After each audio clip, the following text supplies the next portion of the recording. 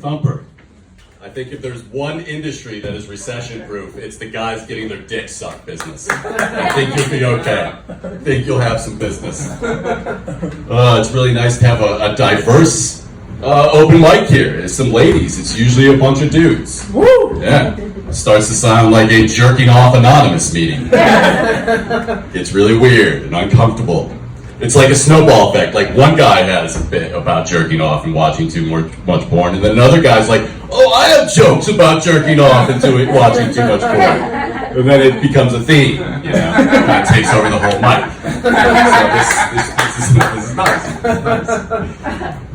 nice. Speaking of ladies, I've got myself a wonderful, beautiful Ian. I've got myself a Jamaican queen. Yeah. 100% right. Quick fact about the Jamaicans: very proud of their track and field lineage, all the success in the Olympics. The bobsled team, not so much. They don't like that.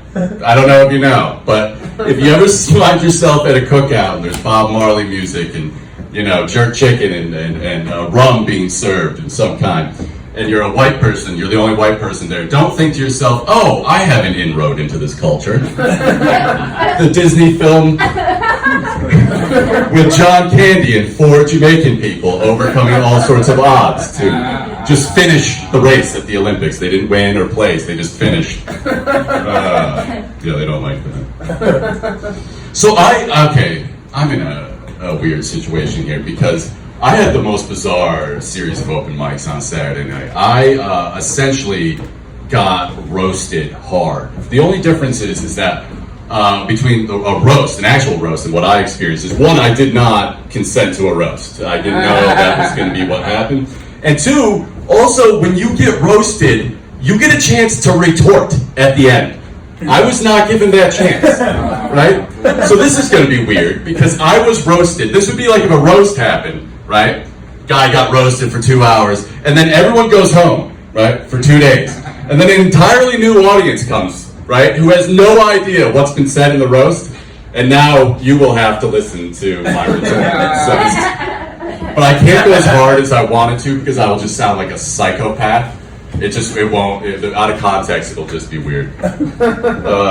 So basically is what happened. A couple of the roasts were harmless enough. They were about my voice and being a good-looking guy in comedy and being too good-looking, blah, blah, blah. But this one guy went at me really hard and tried to make me feel like I was racist and also trying to... Here's what happened. This kid gets up and he like comes at me with like Chris Rock type of fucking, this kid's gonna destroy me, right? And I'm like, oh shit, because he gives off kind of like this mix of like autistic Gen Z school shooter vibe. I'm like, oh my God, is this savant gonna destroy me in front of everyone right now? Thankfully that didn't happen. He was a fucking moron. He made no goddamn sense at all. And it was just dead silent. And then so after he gets no laughs, the only black person here is the only person besides a white person here, comes up to me afterwards. He's like, "Yeah, that dude was fucking crazy." That's my experience with wokeness, right? Mean white woke people are mean to me. And then I go home to my black actual friends and girlfriend, and they go, "Yeah, we think they're fucking crazy." Don't listen to that. You know? Sure, we ride the wave. What are we supposed to do? We're out there marching for us. We take advantage. We don't like them. You don't see them at the cookout. I mean, come on, Brett, take it easy. My girlfriend's like, she's like, "Babe, you're gonna have to grow some thicker skin." I was like, "Okay, fair enough." So here's some advice I got about being a good-looking guy in comedy. Is that this guy says, "Dude, you should do some jokes about being a good-looking guy." I'm like, because that's how you endear yourself to a room of comedians, right? To brag about your good looks. Thanks for that one. Is that gem on the house? Fucking moron. And then you ever think about being a voiceover? Really? You have a nice voice. You should be. Really? Only 948 million people. You know, I have a voiceover demo. I've attempted to be a voiceover guy. I don't know why it's not happening. And then this is the best one. You're a good-looking guy. You ever think about being a movie star? Really? A movie? And you see, I knew I moved to Hollywood for some reason, and now that you mention it, oh yeah, movie star. Here's some advice on how to give advice. This is not advice.